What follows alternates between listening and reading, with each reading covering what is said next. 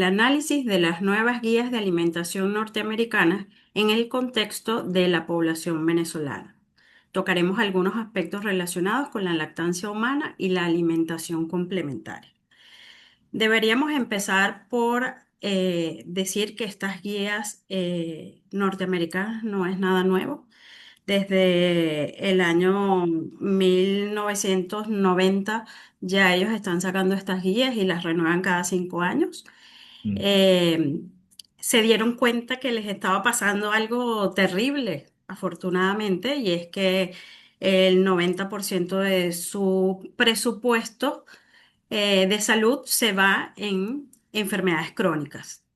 Eso los llevó a hacer un nuevo análisis de qué es lo que hay que hacer, porque además, hablando de niños, pues entre los 12 y los 17 años, uno de cada tres niños tiene prediabetes.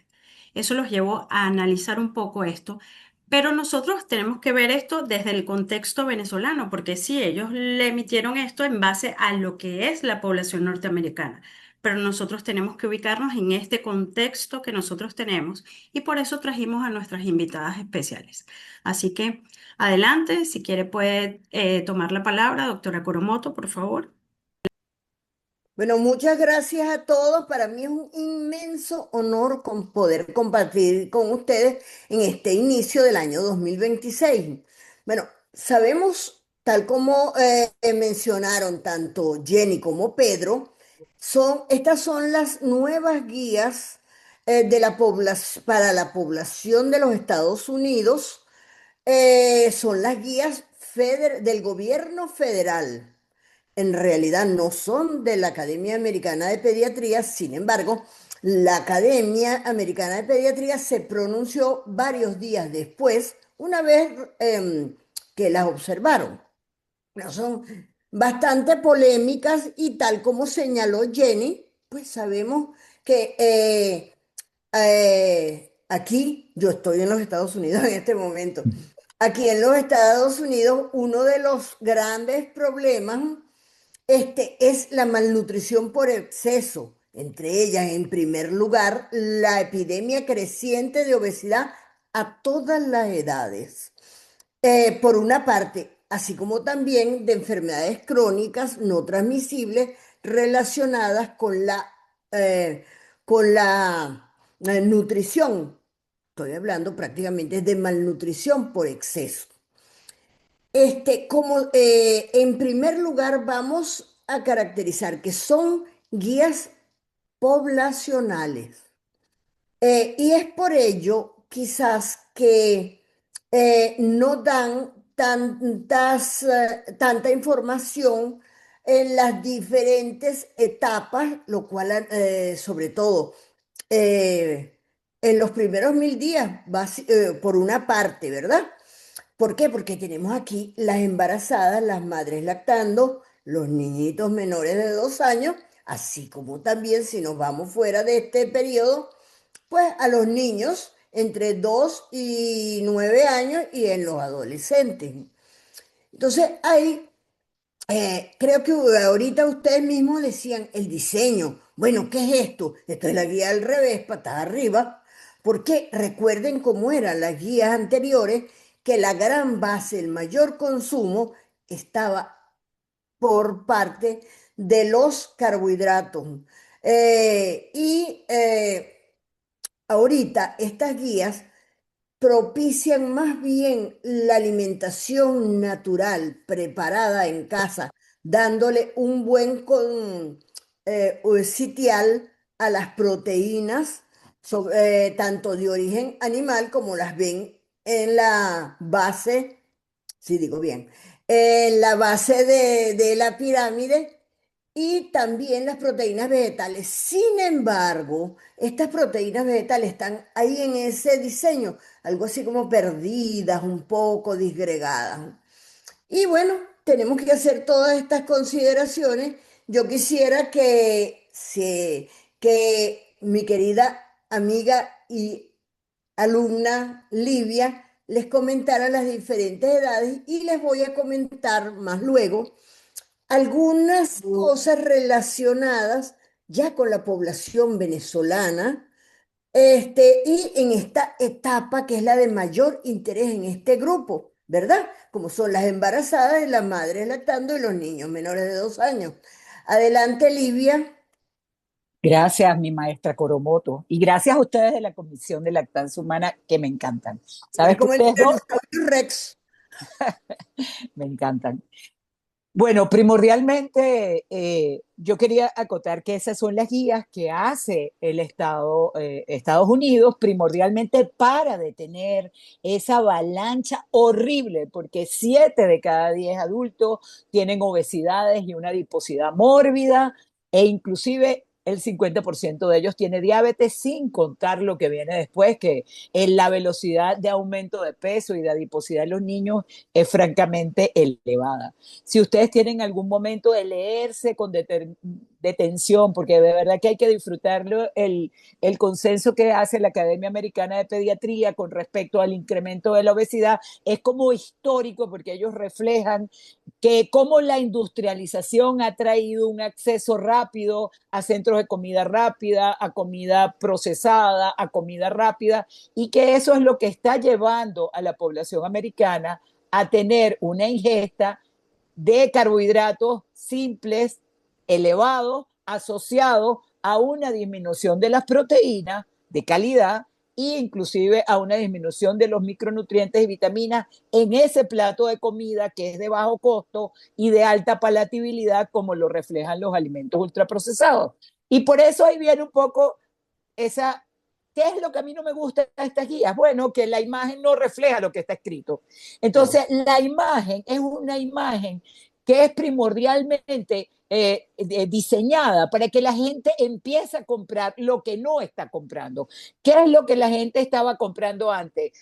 Carnes ultraprocesadas, carnes preservadas, lácteos descremados o lácteos ultraprocesados. Habían dejado de comer el huevo porque las guías anteriores habían dicho que no se podía comer el huevo por el contenido de colesterol. Después se intentó cambiar por la calidad de la proteína y están tratando de poner en alto los alimentos que el Estado, que la población americana ha dejado de incorporar en su dieta.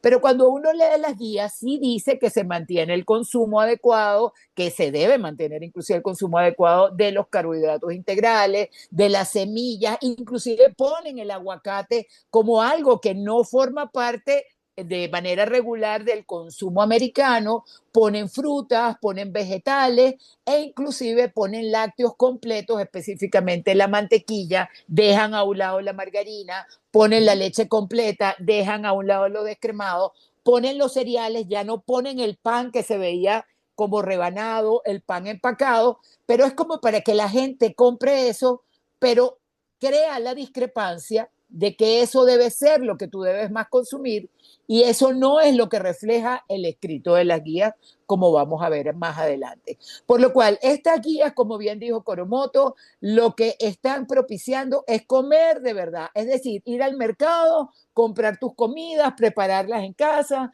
cocinarlas, no echarle a tantos alimentos aditivos, utilizar especies, sal la mínima cantidad, azúcares fuera y utilizar todos los alimentos de origen natural, preferiblemente muy poco procesados para el consumo de las primeras etapas de vida hasta inclusive ellos hablan de la etapa de los adultos ya ancianos.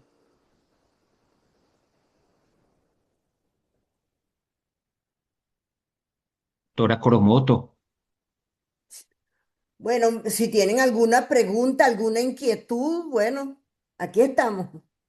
Sí, a mí me gustaría preguntar porque, como le comenté al principio, el tema de la pirámide, pero para nosotros los venezolanos, el trompo que es este maravilloso, pudiéramos eventualmente todo lo que ha comentado la doctora Livia, adaptarlos a nosotros como venezolanos. Ciertamente, ¿qué pudiéramos nosotros sacar de allí y utilizar desde el punto de vista de las proteínas y todo lo que significa para nosotros, los latinos? Bueno, no sé si tú quieres contestar, Livia, yo le doy otra parte. Bueno, el trompo refleja desde el punto de vista estructural, como inclusive cuáles son las proporciones de los alimentos que se deben comer.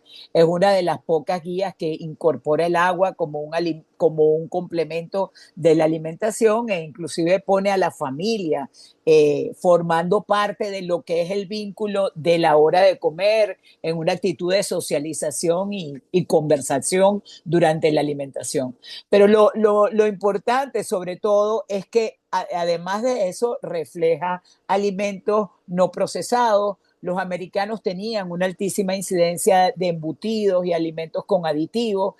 Nosotros ya afortunadamente no las tenemos tanto, pero es importante que en la medida de que la población tenga quizás un nivel adquisitivo mayor y tenga un peor nivel educacional, entonces tiende a comprar productos que no los cocina, sino que son productos de fácil acceso y entonces ahí se incorporan los ultraprocesados y de ahí es que yo quisiera de alguna manera aprovechar estas guías para entender que durante muchísimos años los restaurantes de comida rápida habían sido propiciados por la cultura americana y eso ha demostrado a la larga que lo que hace es enfermar a la población. Entonces, nosotros tenemos que agarrarnos de eso y empezar a dejar, a vincular o llevar a nuestros niños a esos centros de comida rápida y empezar a decirles a ellos que esos centros lo que hacen es propiciar las enfermedades e inclusive ese tipo de alimentos los están distribuyendo de manera muy importante en nuestras cantinas. No existe un control en los colegios de los ultraprocesados y además tampoco existe como debería ser el distanciamiento entre la salida de las actividades escolares y el acceso a restaurantes de comida rápida. Entonces, esas cosas la debemos tomar como ejemplo para ir cambiando nuestra metodología porque desafortunadamente no se está haciendo ni está legislado en Venezuela. Bueno, yo quisiera añadir, tal como decía Livia, nosotros como Sociedad Venezolana de Puericultura y Pediatría, y ya de una manera más específica, en cuanto al capítulo de crecimiento, desarrollo y nutrición, le hemos venido haciendo una guerra, digámosle así, a estos alimentos ultraprocesados. ¿Por qué? Además de lo que acaba de decir Livia, tenemos que su alto consumo se está relacionado directamente con una mayor tasa de obesidad. Fíjense, estoy hablando que malnutrición por exceso. Pero también el alto consumo se ha asociado, sobre todo en niños menores de 5 años, con un déficit de 3 o más micronutrientes. Y entonces, ¿qué es eso? Malnutrición por déficit. Entonces, ¿qué tenemos? Una doble carga nutricional y es mucho mayor el riesgo. Eso por una parte. Otro elemento es que el consumo de estos alimentos en cadenas de comida rápida, bueno, muchos padres lo asocian como premio o castigo. Ah, si no te comes esto, entonces no te voy a llevar para que no te den el juguetico, lo cual, primero que eso es lo peor que hay. O más bien, te portas bien, te voy a llevar para allá, para casa de una de las cadenas de comida rápida. Ahora, si nos ubicamos, me gustaría puntualizar esto que habla la Academia Americana de Pediatría. Como les decía, en estas primeras etapas de la vida, nosotros en Venezuela, las guías de alimentación tienen bastante tiempo, pero tenemos los valores de referencia de energía y nutrientes para la población venezolana. Tenemos la publicación, está disponible, se la mandé a Jenny y quienes ustedes estén interesados, pues ahí la tienen completa. Y tenemos también una publicación en un suplemento de nuestra revista Archivos Venezolanos de Puericultura y Pediatría, donde está todo esto desglosado, sobre todo para los primeros 1000 días de vida. Entonces, si vamos a ver, Tal como decía Livia ahorita, en el periodo de embarazo y durante la lactancia, las necesidades de energía macro y micronutrientes están aumentadas, pero no en general. Ojo, no es que tiene que comer la mujer embarazada, comer por dos, no, jamás en la vida. Pero sí tiene un mayor consumo. Aquí están estas láminas, aquí están las necesidades de energía y macronutrientes, tanto en las embarazadas como en la madre lactando. Todo esto que está aquí, no fue que yo lo inventé, ojalá, proviene de estos valores de referencia de energía y nutrientes, están vigentes aún. Entonces tenemos que debemos en cuanto a energía aumentar calorías de acuerdo al segundo y tercer trimestre de gestación. Ojo, yo no estoy hablando del primer trimestre. Y en las madres lactando, fíjense ustedes, las calorías adicionales son mucho mayores. ¿Por qué? Porque tiene que sostenerse ella y además la producción láctea. Tiene que haber una ingesta adicional de proteínas, pero no de cualquier proteína, en lo posible proteínas de alto valor biológico, que son las que contienen los 9 aminoácidos esenciales, los cuales son aportados por los alimentos. Esto es mayor y más importante aún en las embarazadas adolescentes, especialmente en aquellas en que su edad ginecológica es menor de 4 años. Es decir, me estoy refiriendo al lapso entre la edad de la menarquia y el momento del inicio de la gestación, ¿verdad? Y en las madres lactando también tiene que haber un mayor consumo de proteínas de alto valor biológico. Las grasas, bueno, como todos sabemos, las grasas deben representar el 30% de la distribución calórica diaria. ¿Qué es lo que más se recomienda? Los ácidos grasos mono y poliinsaturados. ¿Pero para qué? Para el desarrollo del sistema nervioso fetal y para el transporte de las vitaminas liposolubles. Fundamentales dos ácidos grasos, que son el eicosapentaenoico, que es el EPA, y también el docohexaenoico, que es el DHA. Si nos vamos a los carbohidratos, mire, deben ser los carbohidratos de la fuente mayor de energía que hay.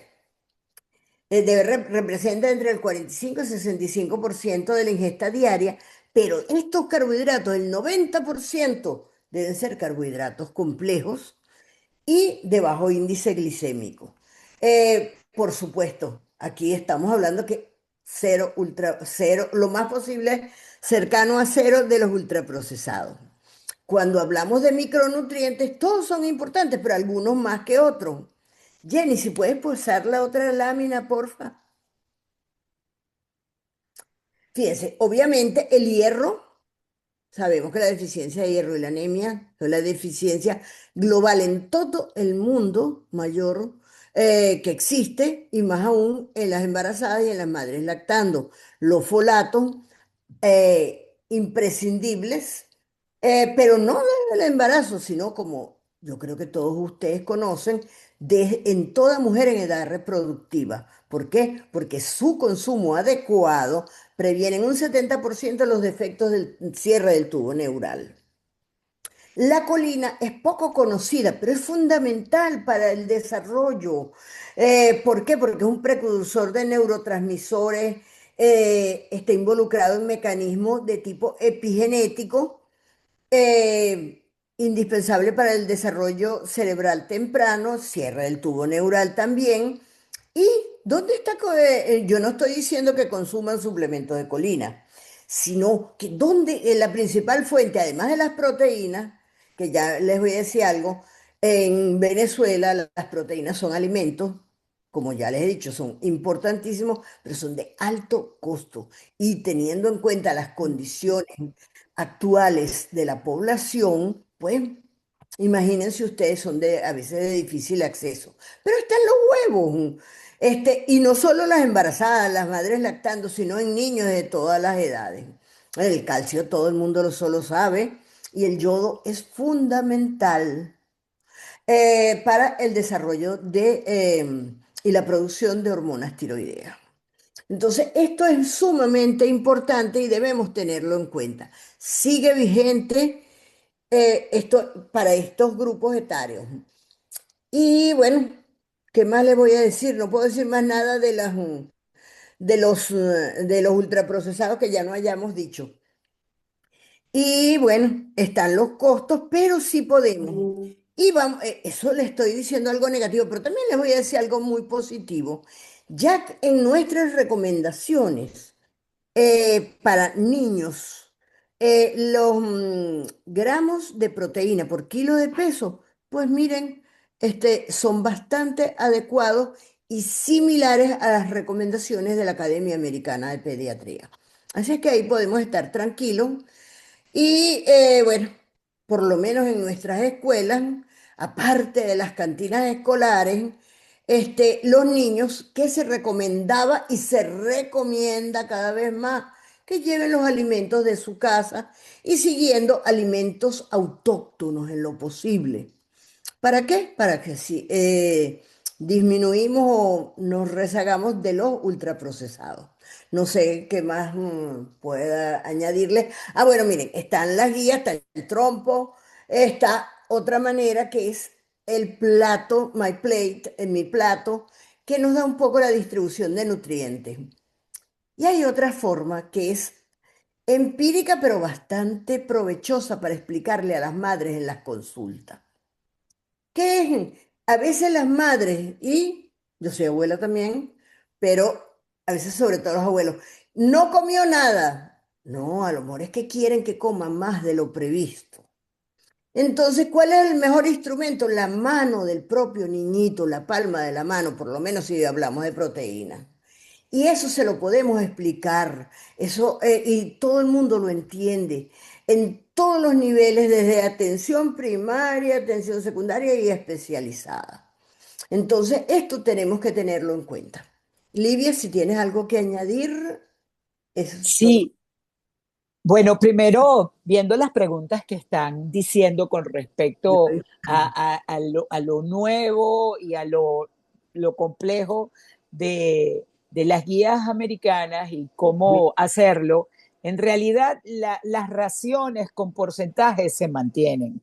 Lo que Sí, se cambió es la calidad de los nutrientes que eventualmente debemos recibir. Es decir, fuera, como dijo, los ultraprocesados, los alimentos industrializados, porque bueno, siempre hay algo que decir malo, porque los ultraprocesados son causas de demencia, de disminución del nivel cognitivo, están trayendo problemas visuales, problemas de distracción, empeoran todos los trastornos conductuales, desde los niñitos con el espectro autista hasta los niñitos con déficit de atención, pero además de eso, cuando uno come o uno prepara una hamburguesa que pesa lo mismo en su casa en comparación con uno que uno compra en un centro de comida rápida, esa hamburguesa de comida rápida nos va a producir una mayor adiposidad central porque induce a unos niveles elevados de insulina y produce trastornos desde el punto de vista de alteración de la apoptosis celular, etcétera, que no hay que discutirlo ahorita, pero definitivamente conllevan a que la enfermedad cardiorrenometabólica o lo que antes se conocía como el síndrome metabólico se precipite y se presente más precoz y más severamente. Entonces siempre hay algo que decir porque además no tiene micronutrientes como dijo Coromoto y eso incrementa la asimilación del alimento y hace que nosotros esa vulnerabilidad que tiene el ser humano de incrementar la asimilación se mantenga y entonces aún comiendo la misma cantidad de calorías aumentemos la adiposidad. Por eso es que hay que eliminarlo. Pero mucho más allá, Sí, una de las cosas que a mí me parece más bonita de esta guía es que refleja lo que venimos diciendo de hace tiempo, que hay que ponerle color al plato de comida, hay que poner todos los elementos, o sea, todos los grupos de elementos, porque si nosotros comemos de todos los grupos de alimentos, de los vegetales, de las verduras, de las carnes blancas, de las carnes no procesadas, huevos, leche, etcétera, durante el día cubrimos perfectamente nuestros requerimientos y no necesitamos recibir suplementos ni de vitaminas ni de minerales. Incluso cuando ellos hablan de poblaciones especiales, que hablan de la población infantil, de la población de la mujer embarazada o la de la mujer lactando, no recomiendan de entrada que la suplementen, sino que le pregunten a su médico, cosas que nunca había pasado antes, porque siempre le ponían la acotación de que la mujer embarazada tiene que recibir suplementos, el niño y todo eso. Eso no debe ser así, eso debe ser dirigido por el grupo médico. Otra cosa importantísima que por primera vez ponen las guías americanas es la no introducción de alimentos durante los primeros 6 meses de vida, que debe mantener la lactancia humana de manera exclusiva. Y claro, ellos ponen su acotación de que en aquellas mujeres que no pueden recibir o que no pueden ofrecer a sus hijos leche humana, pues le den una fórmula infantil, pero en este caso ponen específicamente que tampoco había pasado antes, que no pueden tener azúcares agregados. Y ahí viene el problema de la maltodextrina, de las jarabes de goma y todas esas cosas que se le estaban agregando y hasta saborizantes que todos conocemos, inclusive después del año, como agregados para modificar la palatabilidad del niño y que fuera un niño que estuviera más adherido a esa fórmula que inclusive a la leche materna. Otra cosa que me parece estupendo de esta guía es que dice que la lactancia materna se da o la lactancia humana el mayor tiempo posible. No ponen tiempo, que si hasta los 2 años, bien, pero y más. Lo dejan ese y más abierto, que nunca lo habían dejado, porque eso inclusive va en contra de algunos consensos con respecto a la mujer que trabaja y a la mujer que tiene que permanecer o no o más en el hogar. Entonces, eso va a traer una modificación de cambio, eso va a crear una exigencia por el grupo de esas madres que trabajan, que deben tener una guardería, un sitio de acceso cercano para poder seguir manteniendo las recomendaciones adecuadas de la lactancia el mayor tiempo posible. Como dijo Coromoto, es muy importante que ahí, aunque se hace muy poquito, se habla de las recomendaciones de la alimentación saludable en el niño, en el adolescente, y específicamente se promueve la actividad física en el adolescente y la vigilancia de las deficiencias de hierro, que realmente son bien significativas y específicas, sobre todo en el adolescente, que eso va a traer como consecuencia un daño en esos 1000 días si no es corregida a tiempo. Entonces, todas estas cosas sí creo que están dando una apertura a cambios importantes en lo que es la industrialización americana, pero que más que ver la imagen, debemos leer la guía porque está muy concreta y muy específica en algunas cosas importantes. No, y en esta oportunidad, tal como dice Livia, fueron enfáticos en lo de la lactancia humana exclusiva los primeros 6 meses. Recuerden que hasta hace poco era algo muy movedizo, era entre los 4 y los 6 meses. No, aquí es enfático, eh, y eso lo vemos en el escrito y fue fuertemente avalado por la Academia Americana de Pediatría. Y el uso de leche completa, porque hasta anterior a estas guías, pues se decía que no había ningún problema en que a partir de los 2 años podían consumir leche descremada total o 2%. No, promueven los alimentos, la alimentación completa y los granos y otros alimentos lo menos procesados posible.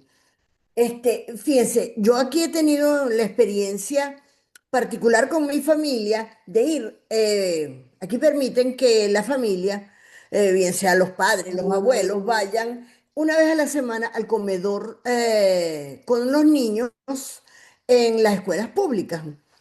Entonces uno ve que prácticamente lo que les ponen, por lo menos aquí en el sur de los Estados Unidos, un día pizza, otro día les ponen como que son tacos, pero siempre procesadísimos. A veces un poquito unos brócoli, un ramito de brócoli, pero sobre todo todo ultraprocesado. Y uno de los alimentos de mayor consumo son esos juguitos en cajita, en Tetra Pak, ultraprocesados. Eso es pura azúcar, azúcar más colorante. Y los refrescos altos en cafeína y estas nuevas guías es uno de los compuestos que más bien están eliminando. Y cafeína no es que nada más que le van a dar un café con leche, un café negro al niño, sino estas bebidas carbonatadas altas en cafeína. Las oscuras, pues vamos a llamarlas así, bueno, voy a decir nombre, pues no es problema mío. Pero es la realidad. Eso por una parte. ¿Por qué? Ah, ¿por qué? Porque son enemigos del café. No, porque todas las cafeínas y polifenoles impiden o disminuyen la absorción de hierro. Y ya sabemos que la deficiencia de hierro es la principal causa de déficit de micronutrientes, bueno, en todo el planeta. Entonces, eso es otro cambio positivo. Pero no hay que ver el dibujito, como decía Livia, porque, ¿verdad? Uno lo ve así, claro, el ojo humano, ¿de dónde se va? Arriba y a la izquierda. Entonces, ¿qué ves ahí? Las carnes. Entonces, hay quienes los detractores dicen, ah, son grasas saturadas. No, pero no son ultraprocesadas.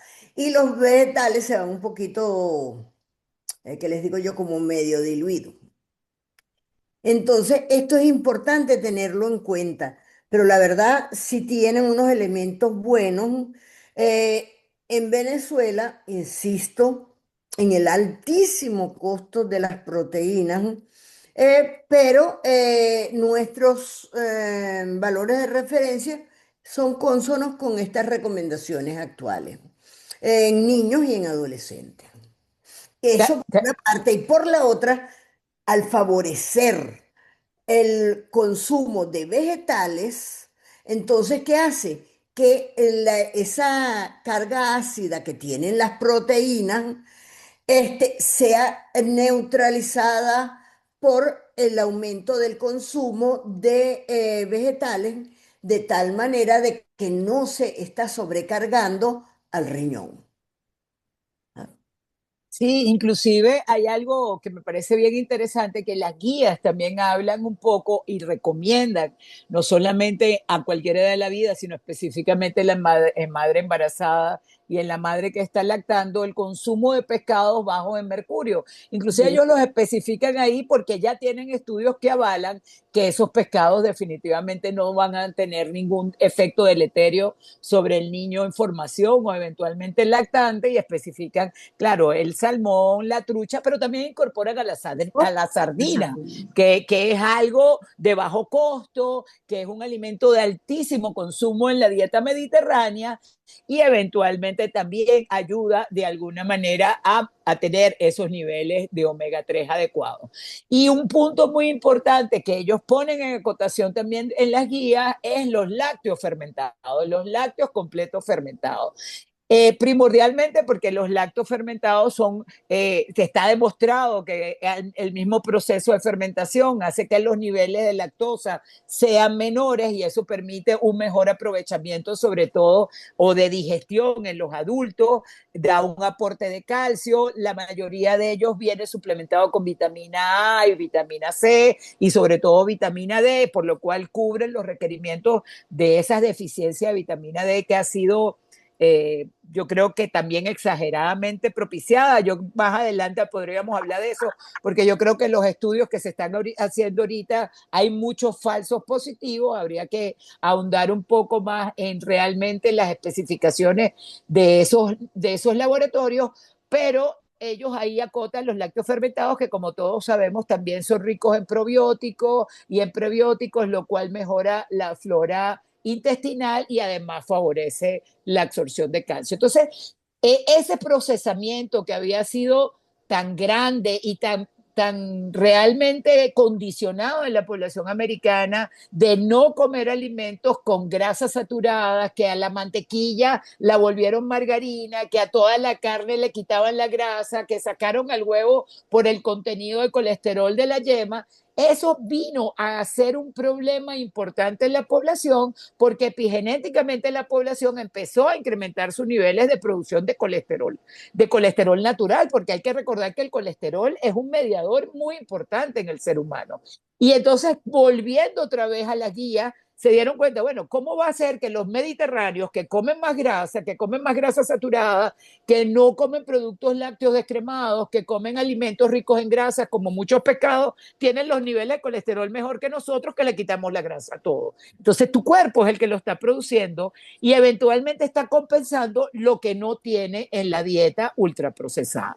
Entonces, todos estos cambios han hecho que se modifiquen alguna cosa. Evidentemente, como guías norteamericanas no van a decir que están siguiendo otras guías, pero sí se están pareciendo un poco a lo que realmente ha demostrado a lo largo de los años que mejora el estado de salud del ser humano, la longevidad y por ende la aparición más tardía o quizás nunca de las enfermedades crónicas. Sí, bueno, con respecto a lo comentado, bueno, aplaudimos por supuesto que se hable de lactancia de la manera que se ha hablado en esta ocasión. Definitivamente una posición ya no movediza, como dice la doctora, de que tal vez sí, a partir de los 4 puede ser, o sea, ya estamos claros en cuál es el momento. Incluso algo que me llamó la atención, parte de la madre embarazada y la que está lactando definitivamente es súper importante, porque a ver, ¿cuántas madres realmente van a un nutricionista cuando están embarazadas o cuando están en ese periodo de lactancia? Muy, muy pocas.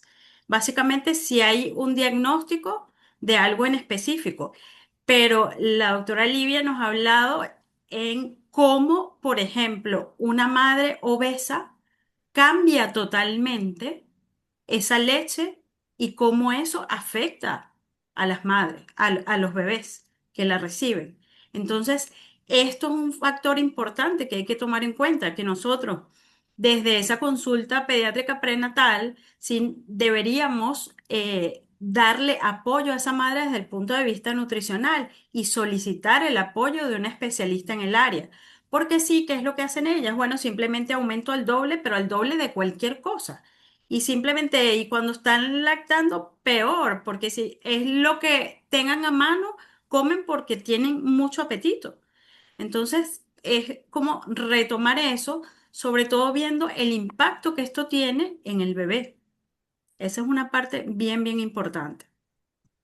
En cuanto a los comentarios que tenemos por acá, la doctora Adameira Vargas dice, con lo difícil para las familias promedio y de bajos ingresos económicos de carnes rojas como fuente de proteína animal, ¿qué ustedes recomendarían como sustituto o si su consumo es netamente, lo coloca así, súper necesario?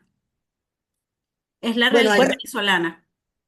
al respecto, estoy totalmente de acuerdo. Fíjate, obviamente que las carnes rojas son las que favorecen la mayor absorción de hierro, pero por los motivos que ya hemos comentado, pues son las de mayor costo teniendo en cuenta la situación actual. ¿Qué se podría hacer? No les voy, lo ideal consumirlas al menos una, 2 veces a la semana. Pero ¿cuál sería una posible alternativa?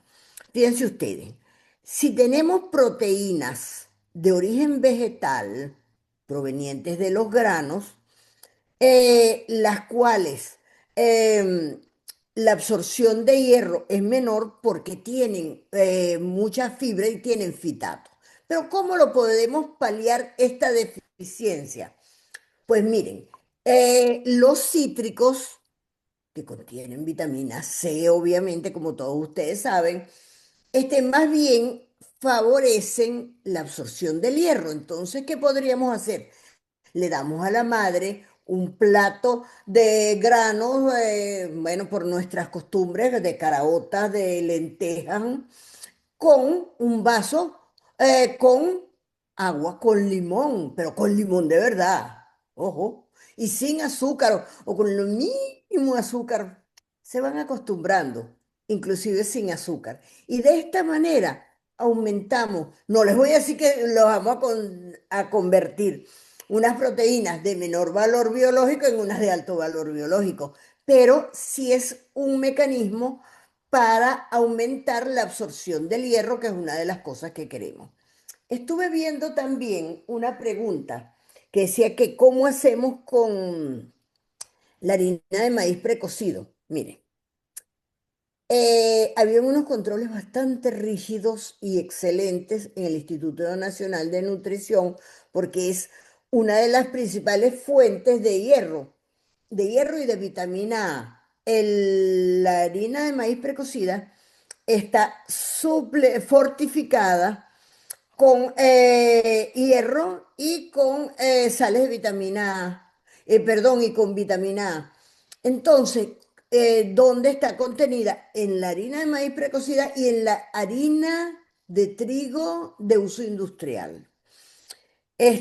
Bueno, mira, su consumo sí se recomienda, por supuesto, no solo en embarazadas, en madres lactando y en los niños desde el inicio de la alimentación complementaria. Pero es un alimento, bueno, que es culturalmente aceptable. Y les voy a decir algo, nuestra harina de maíz precocido en Venezuela es mucho mejor que la que hay aquí en Estados Unidos. ¿Por qué? Porque la de aquí, aunque no sé en cuál proporción, tiene vegetales genéticamente modificados. Y allá, gracias a Dios, no. Bueno, con respecto a lo que estaba planteando Coromoto, nosotros tenemos que de alguna manera llevar todas estas experiencias a nosotros, a nuestras regiones.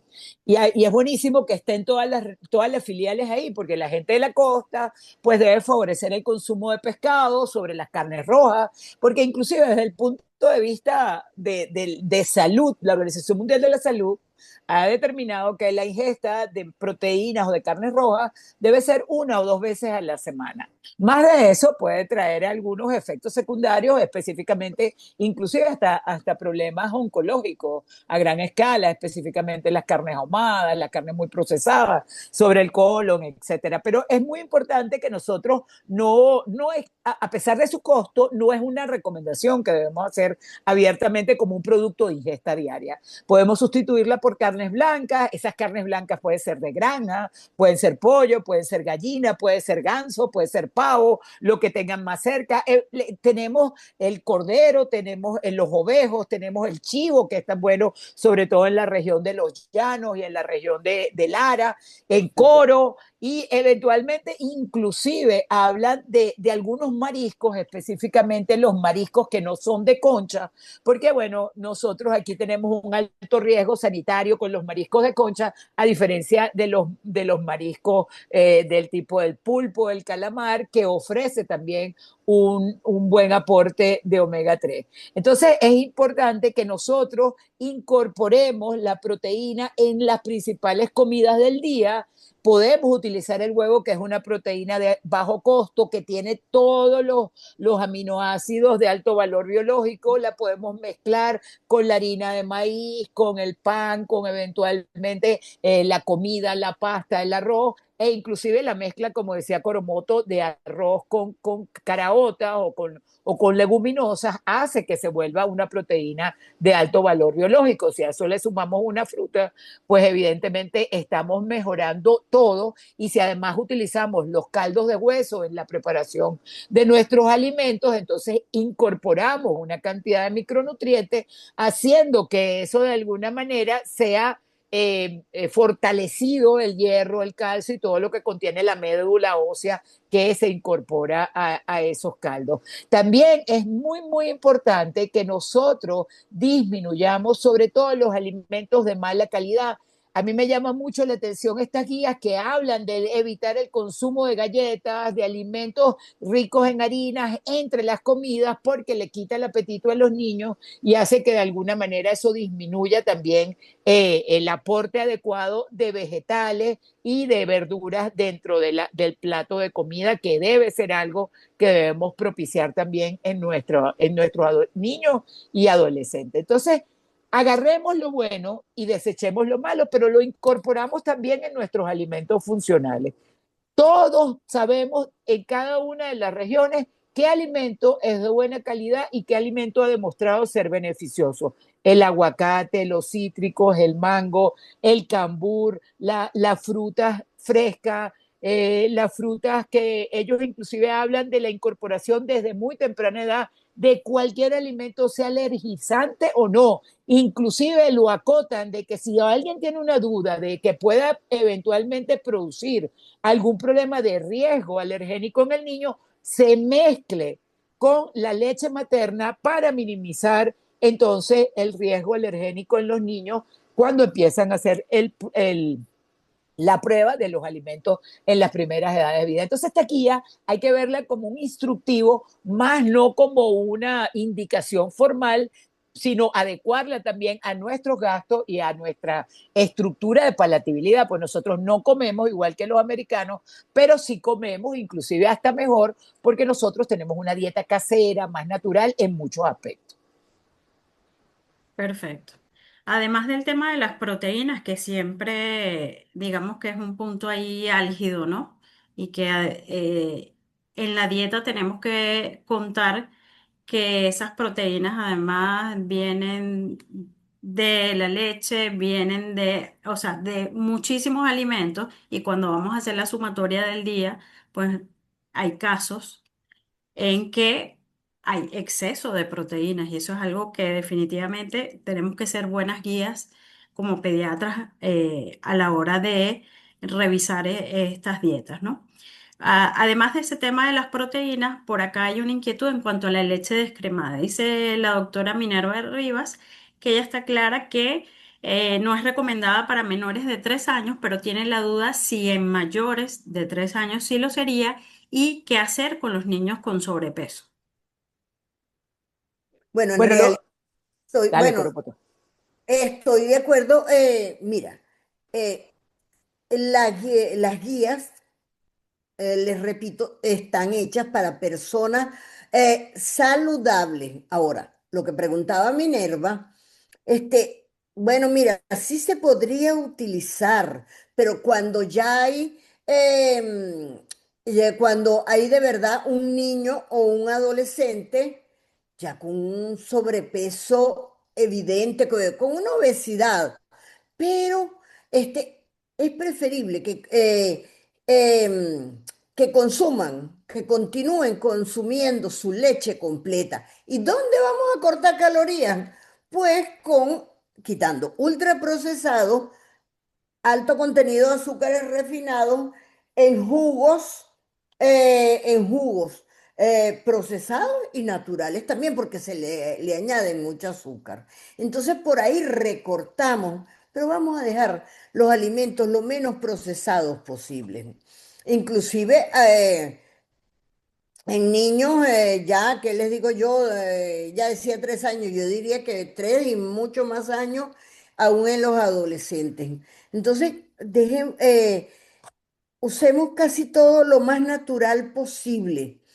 Y la recomendación es fruta entera, porque miren, un jugo de naranja, aun cuando sea natural, miren, ¿cuánto lleva un vasito de jugo? Por lo menos dos, tres naranjas. Pero nadie se come dos, tres naranjas de una sola vez, por favor. Entonces ahí estamos aumentando muchísimo más el consumo y eso respalda a las frutas frescas y sobre todo fruta de temporada. Mira, tenemos mangos, esos mangos salvaron mucho la crisis y es uno de los alimentos que tiene más vitamina A y no debemos desecharlo. Bueno, No sé si Livia Sí, tiene... bueno, en realidad no es, si los alimentos naturales o los alimentos saludables que están en todos los grupos de alimentos se deben adecuar a las calorías que requiere el niño. Uno puede seguir manteniendo la leche entera como un alimento dentro de la dieta de un niño que tiene obesidad, siempre y cuando se le den las raciones que el niño necesite. Si es que el niño quiere tomarle leche, porque tampoco hay muchos niños que después de los 3 4 años ya no toman leche y pueden comer productos lácteos también, igual apropiarle o adecuarle su consumo calórico. El problema es primordialmente que la leche descremada realmente fue un patrón que se hizo como para tratar de detener la epidemia de hipercolesterolemia que había y el problema de aterosclerosis y el incremento de las enfermedades específicamente cardiológicas, que siguen siendo a nivel mundial la primera causa de muerte, pero se vio que no dieron los resultados que se quería, al igual que los edulcorantes, no dieron los resultados que querían la detención de la obesidad. Y entonces lo que se está extrayendo a de alguna manera comer los alimentos más completos, más fortificados, menos intervenidos, pero con un aporte de calorías adecuadas. La leche descremada está únicamente indicada en aquellos niños que tienen algún problema de dislipidemia y eventualmente ameritan una leche con un menor consumo de grasa saturada, y si ese niño quiere tomar leche, pues entonces en ese caso se le daría, pero de resto no tienen ninguna indicación en la dieta regular de las personas saludables. Uno no debería tomar grandes cantidades de leche, la cantidad de leche prácticamente en el adulto no debería existir, y en aquellos adolescentes y en los niños, como la leche es un alimento completo que da un aporte muy importante de muchos micronutrientes y vitaminas y minerales como hemos hablado, pues puede ser un complemento de un desayuno adecuado en muchos niños, pero no es obligatorio que se dé desde el punto de vista descremado. Y sin abusar. Además, no existen muchos estudios con respecto a esos niveles de descremación que hacen en Estados Unidos, que inclusive prácticamente llegan al 1 al 2% de qué calidad nutricional tienen esos alimentos, porque no han podido ser extrapolados a la población y mucho menos han podido ser extrapolados en el tiempo. O sea, longitudinalmente, ¿qué le puede pasar a un niño que desde de tempranas edades, después de los 2 3 años, ya tome puros leche descremada, si eso es un factor de riesgo, si eso incrementa el nivel de colesterol, si disminuye la absorción de otras cosas? Lo que está demostrado hasta ahora es que no es necesario. Entonces no la compremos si ya encontramos el beneficio ya estructurado con la leche entera en las cantidades adecuadas.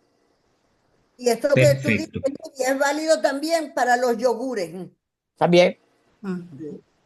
Así es. Doctoras, desde la Comisión de Lactancia, para nosotros realmente ha sido un verdadero placer tenerlas y nos hemos dado cuenta que estos conversatorios son pues necesarios, ¿sí? Porque las guías definitivamente rígidas, pues que son para poblacionales, tenemos que analizarlas desde distintos contextos y llevarlas, haberlas llevado a la población venezolana. Creo que de la manera como lo hemos hecho es exactamente la idea y era lo que nosotros queríamos, ese enfoque como lo dio la doctora Coromoto, como lo dijo usted, doctora Livia, es lo más adecuado. De verdad que pudiéramos estar más tiempo discutiendo, hablando, puntualizando. Y creo que los objetivos de lo que nosotros queríamos se cumplieron y por eso, pues, la doctora Lugo y yo queremos darle las gracias porque me parece que ha sido extraordinario esta conversación. Quedan algunas preguntas que yo sé que ustedes pueden también responder. Y bueno, pues de antemano, muchísimas gracias por haber asistido y por haber hecho esta disertación maravillosa desde todo lo que tiene que ver con esta pirámide y también su enfoque a las embarazadas y a las madres lactando. Muchísimas gracias, de verdad.